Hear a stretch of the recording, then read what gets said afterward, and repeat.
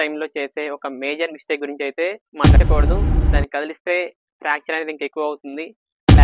Hi everyone, నేను మీ తిరుపతి కాసిన. మన ఈ వీడియోలో మెయిన్గా ఫ్రాక్చర్స్ టైంలో చేసే ఒక మేజర్ మిస్టేక్ గురించి అయితే మాట్లాడుకుందాం. ఫ్రాక్చర్స్ అయిన వెంటనే నార్మల్గా చాలామందికి పిఓపి వేయాల్సి వస్తుంది.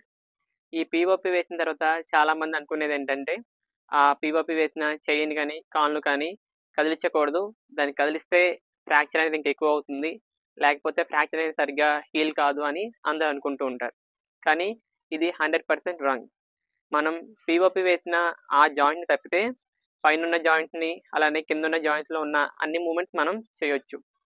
ఒకవేళ మనం అలా చేయకుండా ఉంటేనే ఇంకా ఎక్కువ నష్టం జరిగే అవకాశం ఉంటుంది.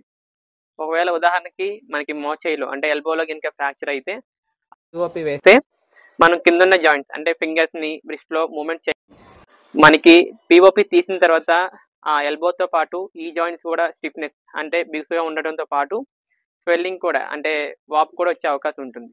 మనం ఇలా రాకుండా ఉండాలంటే ఆ మూమెంట్ చేయాలి.